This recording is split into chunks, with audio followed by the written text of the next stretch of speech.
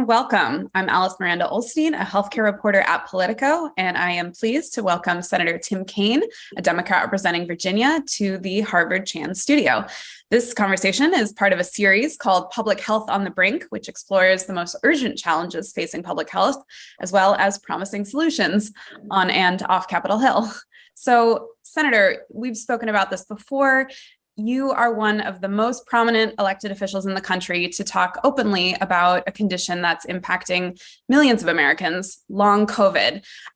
For those who don't know about your experience, how did you learn about your initial infection and your initial diagnosis of having long COVID? And what have you learned from your medical team since then? Alice, I'm really happy we're having this discussion today. So my COVID story is sort of a Senate story. When we sent all of our staff home in March of 2020 to pass the first COVID bill, the CARES Act, there was already community spread on the Capitol, even though we didn't understand that much about it at the time.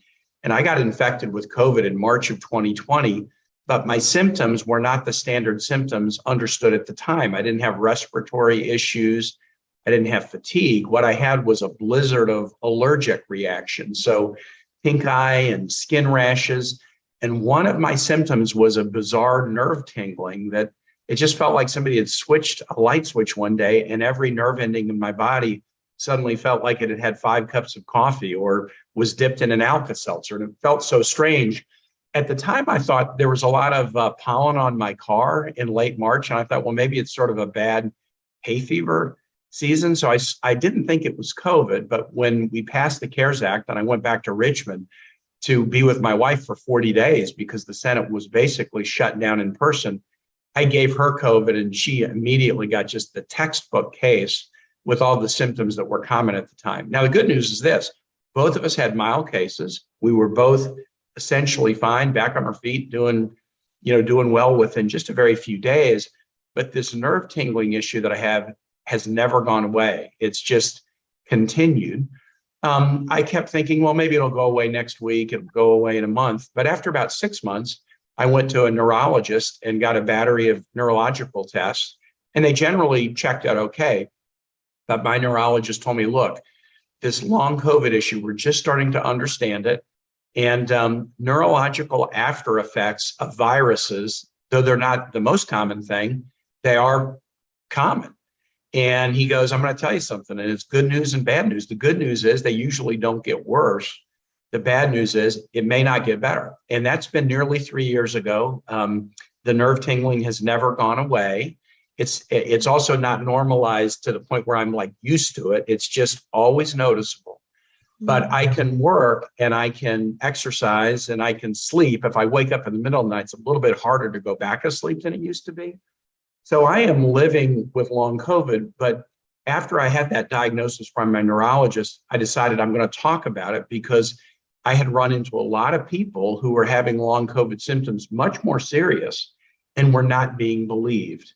And as soon as I started to talk about my own experience as a member of the health committee and saying, hey, look, I believe you. My body feels different than it felt for 63 years, and it is very noticeable. And so I believe you.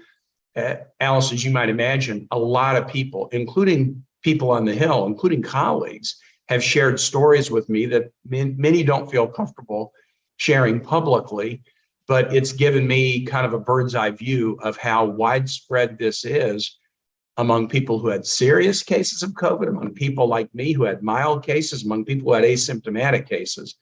So it's an issue that I really feel passionately about. We've got to understand it better and give people some hope that there can be treatments.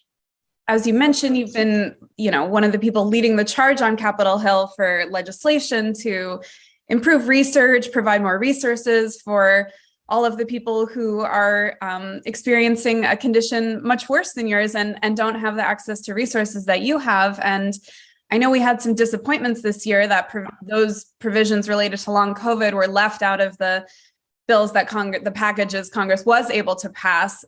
What might be possible when Congress comes back? Well, every member of the Senate is hearing about this at home. Democrats, Republicans, red states, blue states, they're hearing about it. Now, I do have some colleagues who have spoken publicly who have cast doubt on it or minimized it. And that's unfortunate because I've got other colleagues who are dealing with long COVID issues like I am. And I hear the heartbreak in people's voices as I talk to them, and they feel like their experiences are being minimized. So what's been done, what needs to be done? We were able to get $1.5 billion into the Recover program early in COVID. That is to look at the long-term effects of COVID. Now, that's not just long COVID. It's also after effects in the health system of people who had COVID. What do we need to do to better understand the disease, come up with more effective treatments? Is a vaccine built off the mRNA platform? Is that what we should go all in, or should we develop other kinds of vaccines that might be as effective and more durable than the mRNA platform vaccines? So there's a lot of work to do, but some of the $1.5 billion is being used to help us in the long COVID space. We have an appropriations bill, as you know, that we'll likely do by year end. The current Senate version of the bill has about $40 million in it to do specific long COVID related research. But I have a feeling that's really a drop in the bucket because we have to research not only causes, but one of the things that does give me some hope is I think we are beginning to find some effective treatments even before we fully understand causes. And you cover this so well. A common long COVID symptom is heart palpitations, irregular variations in heart rate. Well, that is a medical condition that is also noted separate from COVID. And there's some treatments for that that have been FDA approved, meaning that they're safe. So, okay, if you have variability in heart because of long COVID, why don't we try an existing treatment and see if it works, even if it was developed for another cause? Does it work to ameliorate your condition? The nerve tingling thing I have, there's treatments for neuropathies. That would be the medical term for this nerve tingling. Well, let's try that and see if that helps people. So we're going to have to do an awful lot of research on causes and cures. I will say the administration, in addition to what we're trying to get on the money side, the administration has put out sets of guidance about how to consider long COVID, for example, with respect to a disability claim. People with disabilities are entitled under the Americans with Disabilities Act to accommodations to enable them to work. And the Biden administration has put out some guidance about how to consider disability claims. For some long COVID, it may be 2 to 3 million people that are completely out of the workforce because of long COVID. At some point, that could become a long-term disability that would qualify somebody for a Social Security disability claim. And so we have to develop guidance about that. And as you know, that causes some challenges because what if you had COVID when there wasn't a lot of tests? And so you never really had the positive test. It's pretty clear now that you're dealing with long COVID and your body might show that there's antibodies, but was that because of a COVID exposure? Is that because you've now been vaccinated? There's some causal questions that are challenging, but we've got to give people some paths to get the support they need. And I'm going to be very focused on that going forward. Related to that, Dr. Fauci in a recent interview referred to long COVID as a beneath the radar screen public health emergency. And he talked specifically about some of the things you just mentioned, how, people struggled to prove that they have it because testing wasn't available early on. And now people are struggling to qualify for disability programs or get work accommodations. Do you agree that this is an emergency? And, in addition to the sort of research and medical piece of it, is there a social safety net piece that you're concerned about? There's, Alice, I think that there will be a day when we could declare that the COVID emergency is over, but there's still going to be 2 long-term sets of consequences from COVID. And one is going to be long COVID, and the second is going to be the mental health impacts upon Americans, but people all over the world of COVID. I mean, we're now past the 1 million death toll mark. So everybody, has either had COVID, knows somebody who's had. Most of us know people who've died of COVID. Most of us know people who lost jobs or had their businesses closed because of COVID. Even if you didn't have COVID directly, you probably had a friend who died and there was never able to be a funeral for the person. You couldn't mourn a loss of a friend or loved one in the normal way. Maybe you had a grandchild born in another city and for a year you couldn't go see the grandchild. Just the piling up of mental health consequences because of the crisis of the last 3 years is a significant long-term issue. And Dr. Fauci's right about long COVID. It is under the radar screen, although happily less and less every day. I mean, I'm kind of my own science experiment now as I'm kind of monitoring the continuity of my symptoms, but I'm also reading everything I can about long COVID. And we're getting good information every day about population-wide studies in the NHS in Britain and Scotland that have a lot of data that they can pull. There's I read a study this morning that suggested tests with monkeys experiencing COVID in a lab setting indicated that COVID gets in through the olfactory nerve, it's respiratory, and then it goes pretty deeply into the brain and not just affecting the sense of smell. That is a significant effect, but also it goes pretty deeply into the brain, especially in elderly populations, to affect all kinds of systems. So we're understanding more and more, but Dr. Fauci's right. It's an emergency. And if I can broaden it, beyond COVID, let's just talk about the American economy. Right now, the most common thing I hear if I travel around the state is I can't hire people. The unemployment rate's at a near historic low, and whether it's a hospital, or restaurant, or any business, I can't hire people. Well, if you take, about a couple million people who really want to be in the workforce, but are not able to be in because of COVID, another set of people who maybe can work, but they can't work full time because of COVID. And then you compound that with like people who want to work, but can't find affordable childcare. There's a reason that the labor market now is like the principal complaint I hear, and long COVID plays a huge issue in that. So you mentioned the end of the year spending bill, which has to come together by mid-December. What other legislative trains might be leaving the station where we can expect to see some effort to address long COVID? Well, the end of the year spending bill is the one that I'm most hopeful about, and I don't think 40 million is near enough. And the White House has been asking Congress for more COVID relief, including funds for long COVID. And thus far, it's been very difficult to find the 60 votes for that here in the Senate. Democrats tend to be very supportive of the administration's request. Republicans have been more skeptical, and thus far, we've not been able to find an accord on it. I hope that we might be able to do that. As you know, it's pretty traditional at year end, not only to do an appropriations bill, but we kind of do emergency relief packages. We're going to be looking at hurricane relief for Ian, for Fiona, for flooding in Appalachia and wildfires in the West. It's possible as part of a kind of an emergency relief package, we might be able to put money in for long COVID. And then I have some pieces of legislation that touch upon this, some very directly support for those with long COVID, but some that approach it in a different direction. I'm kind of a data geek. We don't have a public health data system in this country that really connects providers with local health departments, state health departments, and federal agencies. And that means it's more difficult for us to detect patterns early. It's more difficult for us to extract massive data from our populations and render conclusions about treatments and cures. And so I think we need to do additional work in the public health data space. I think it's not likely that a lot of that is going to happen before year end. And look, next year, however the Senate elections go, we're going to have both a new chair and ranking member of the Health Committee. Right now it's Patty Murray as the chair and Richard Burr as the ranking. It's going to end up being, I'm pretty sure next year it'll be Bernie Sanders and Rand Paul, one way or the other, depending upon how the elections come out. And, Rand Paul's a doctor, has some controversial ideas about COVID. Bernie Sanders is very supportive of safety net issues. So you can expect some really interesting hearings in the Health Committee on this topic.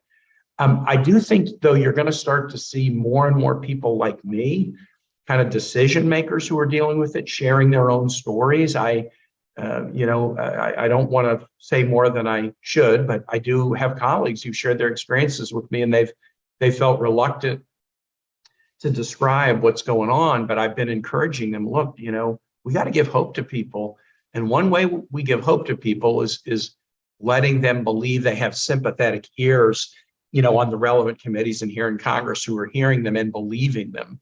And I think you're going to start to see more people who, are grappling with this issue, sharing their experiences. And if that happens, I think it will create a virtuous cycle here on the Hill where we'll be more likely to get things done. Mm-hmm, mm-hmm. And we also spoke before about the effort to get a pandemic preparedness package through in the committee. That would include some things related to long COVID, but also just a lot of things to make sure the country is not caught as unprepared as we were this time. When the next pandemic inevitably comes around, it would be very expensive to, like you said, modernize our data systems, make other improvements. If Congress wasn't even willing to keep the basic vaccine and testing funding going, is there any potential for something like that? Well, no, that's a very fair question, Alice. As you know, we did a pandemic preparedness bill in the committee this year, but it barely got out of the committee. I mean, I thought going into that, because it included so many pieces of legislation that both Democrats and Republicans had co-sponsored, I thought we would get that bill out of the committee with an overwhelming vote. And in the Senate, something that kind of limps its way out of the committee with a narrow vote tends to have a challenge on the floor. Something that comes out strong has some momentum on the floor. And so even though we got a bill out of committee that had a lot of bipartisan pieces to it, the prospects for that by the end of the year are not high. Now, one little glimmer of possibility is, Richard Burr, Senator Burr, has really made this a huge issue over the course of his entire career, and he's getting ready to retire at year end. So I could see a scenario when we return after the election where, people like him or Rob Portman, the people who are going to leave, are going to say, hey, look, this is a priority. Let's get it done. So we won't give up on it. But you're right that we know this will happen again. Look, the U.S. got a lot wrong. There are things we got right. We were in the advance of the pandemic. Most people thought the U.S. was better prepared than most to deal with a pandemic. Some of the responses to earlier health issues showed that, we have robust networks of providers, and that when we put our mind to it, we can do things well. But the early phase of the pandemic was horribly botched by a desire politically to downplay the reality of it by the Trump administration. I give the Trump administration credit for the really remarkably fast development of the mRNA platform vaccines. I give them credit for that. But I really fault them for politicizing the information, politicizing the communication. I very well remember the first briefing that we had about COVID, and it was around the 20th of January of 2020, multiple committees pulled together. The Trump administration officials who were at the front of the room were a mixture of career and political. And it was very obvious that the career folks were worried and were telling us that, and the political folks were generally minimizing what was going on. So we could see mixed messaging right from the beginning.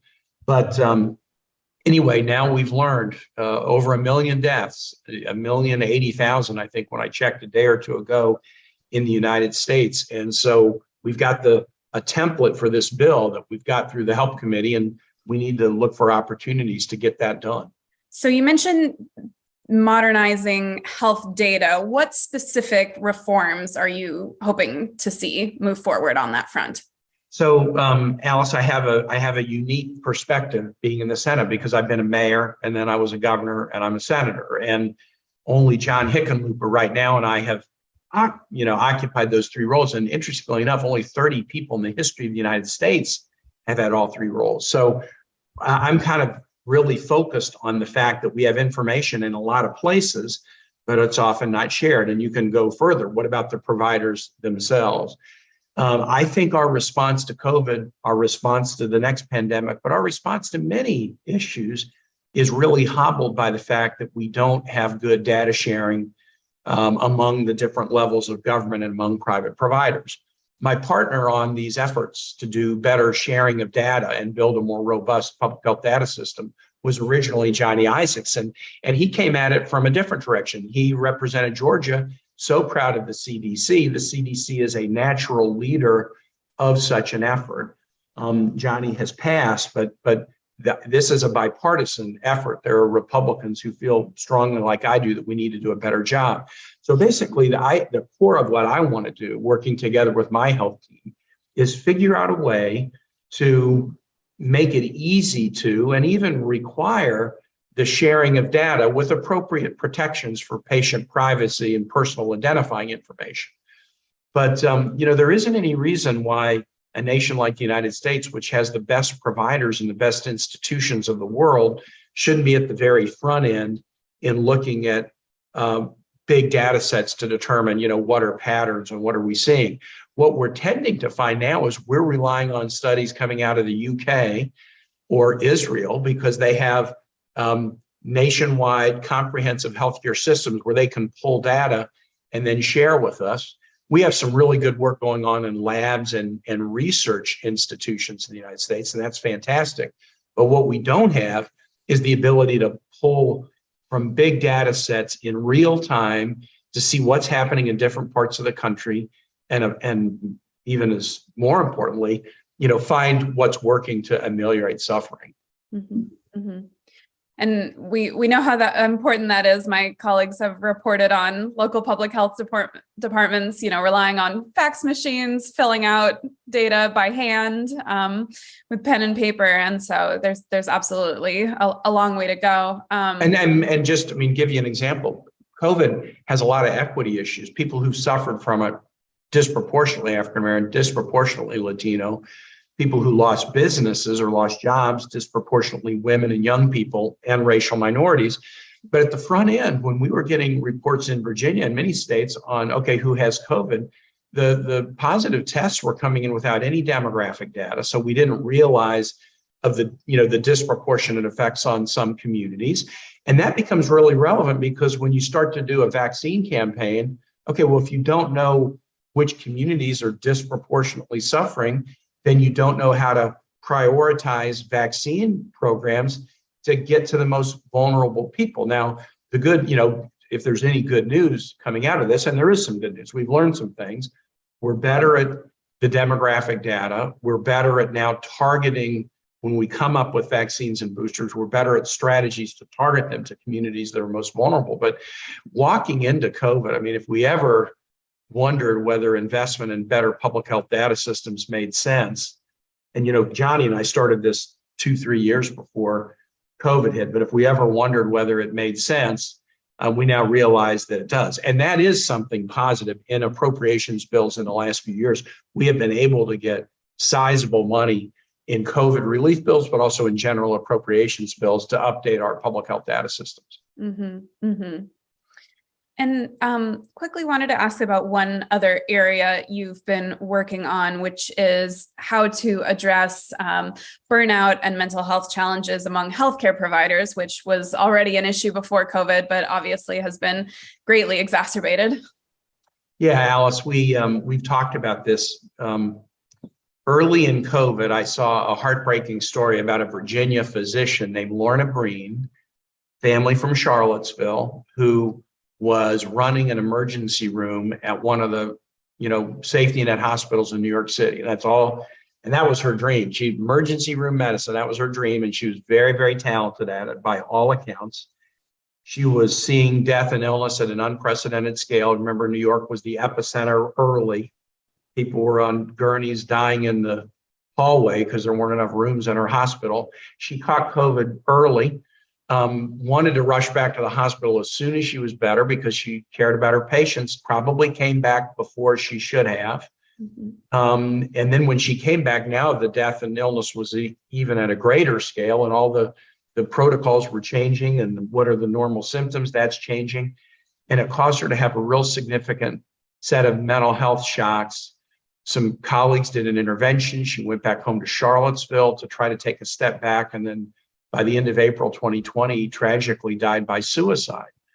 I read about Lorna, and I read that her sister and brother-in-law, Corey and Jennifer, were trying to basically draw attention to the fact that within the medical profession, there's still a stigma about seeking mental health assistance. And this was pre-COVID. Lorna's last published article was about burnout among emergency room physicians. It was published about 3 months before COVID hit New York City. And so we got a bill passed that President Biden signed last spring called the Lorna Breen Healthcare Provider Protection Act to fund best practices at providers and also at like medical nursing schools, best practices to help people recognize signs of stress, to encourage programs that help our frontline healthcare healers get the help they need so that they can, do the tough work day in and day out that we ask them to do. we are a society that pre-COVID, we didn't have enough mental health providers pre-COVID, and the mental health shocks of COVID. I mean, and the shocks reverberate everywhere. I mean, say you have substance use disorder and you are really in a recovery program and really making headway because of group therapy that you're able to do and interaction with others. Well, COVID isolated everybody, and addiction is an isolation disease. So the isolating effects of COVID caused major relapses. Look at what's happened with, with overdose deaths. We had been on a track where we finally were decreasing, and they've spiked back up. COVID is responsible. So we need a lot more mental health resources. But the BREEN Act and the work that I've been doing with the American Medical Association and others is really to go into the healing professions and create best practices, share best practices and fund them, undertake anti-stigma activities, work with state licensing agencies so that people, if they get asked a question on, an application for license, whether they've ever sought mental health treatment, well, they're worried if they say yes, that it's going to affect their licensing. It'll affect their ability to be credentialed at a hospital. Sadly, Lorna believed that was the case in New York. Actually, New York would have protected her, but in some other states, she wouldn't have been protected. And so she was worried about, if I'm candid about mental health needs, does it end my ability to do the thing I've trained my whole life to do? So it's a lot of work. We've made some headway, gotten some funding. The funding has been allocated to healthcare institutions around the country. That's great, but we got a lot more work to do. It seems like somewhat of a theme, around stigma, both with this and with long COVID, people not feeling like they can open up about what they're going through or face professional repercussions. Yeah, it is, isn't it? I connect both of these in my mind, the BREEN Act and my long COVID work, in the sense that COVID has demonstrated the need for both. But until you just said it, I hadn't really thought necessarily about the deeper connection, which is to the extent there's a stigma. It's slightly different one. The stigma with long COVID is, well, I was comfortable sharing it, but as soon as people said they didn't believe me, I don't want to share it anymore. Mm-hmm. There's also, look, what if I share that I'm dealing with long COVID, and in my workplace, they're going to be sympathetic. Wow, that's tough. But, I got a big project. Well, maybe I should ask somebody else to do it than ask mm-hmm. Kate to do it, because, he's grappling with long COVID issues. So I hadn't really thought about this. And look, I've often thought this, Alice, if I walked into a room with you and you saw I was wearing a cast on my arm and had a lot of, signatures on it, you'd say, what happened to your arm? And hey, can I sign your cast? Mm-hmm. And you would do that without feeling funny about it. And I would share what happened without feeling funny about it. We got to get to the point where we can have discussions about mental health issues as easily as that. Mm-hmm. We're nowhere near that. Right. Absolutely. Well, we can't finish without acknowledging the upcoming elections. Obviously, there is a lot related to healthcare hanging in the balance. Amen. Yeah. I think, there's been tons of reporting from me and others about how abortion rights are very directly and indirectly on the ballot. But I'd also, love to hear your thoughts more broadly about, how do you see this election being meaningful for health policy? Yeah, and I'm in my Senate office where I don't do politics, but we're going to talk about health policy and what's at stake. Look, the two most memorable moments of my now 10 years in the Senate were obviously being under attack on January 6th, but the other one was that 2 a.m. in the morning vote in August of 2017, where we came within one vote in the United States Senate of taking health insurance away from 30 million people. The fact that Susan Collins and Lisa Murkowski were unwilling to vote to repeal the Affordable Care Act, that every Democrat wanted to maintain it, and that John McCain at the last minute surprised a lot of people by saying, I'm with you guys, we shouldn't get rid of the ACA. I cannot capture the drama of that moment. Still, 5 years later, describing it to you, it was amazing. But that priority, I was with some folks yesterday, that was number one priority with the House and Senate Republican majority, and they'll do it again. Mm-hmm. If they fell one vote short and they passed it in the House. It was just one vote in the Senate. They fell one vote short. They'll do it again. And, Alice, think back, say I hadn't run for the Senate in 2012 and my Republican opponent won, and okay, he's in the Senate in August of 2017, he would have voted to repeal the Affordable Care Act. And imagine what 30 million people losing health insurance when COVID was around the corner would have meant. I mean, it wouldn't have been 1,080,000 deaths. If 30 million people had lost their health insurance in August of 2017, it would have been a hell of a lot worse.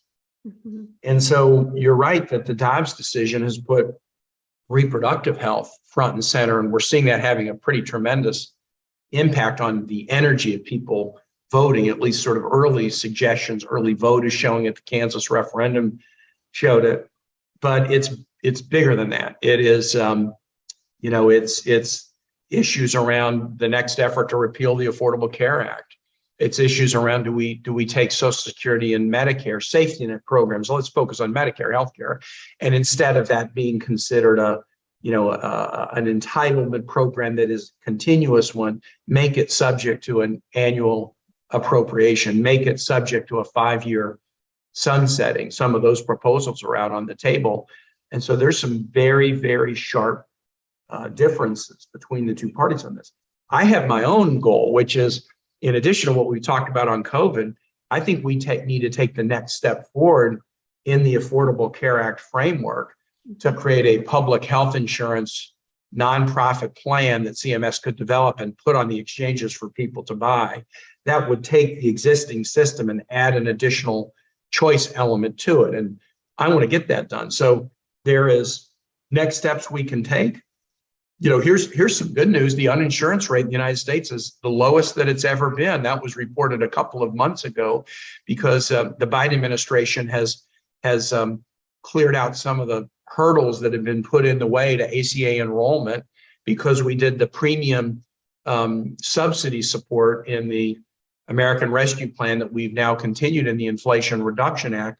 That uninsured rate is coming down, but it's still at 8%. There's still 8% of our country where people don't have health insurance. That's millions and millions of people. So I want to advance. I don't want to spend my time fighting off rearguard actions to destroy what we have. I want to advance and do more. Mm-hmm, mm-hmm. Well, obviously a lot at stake. I want to thank you so much for your time, Senator Kaine. Always a pleasure to talk to you. And thank you to the Harvard Chan School for hosting this conversation. I hope everyone has a good day. Thank you, Alice.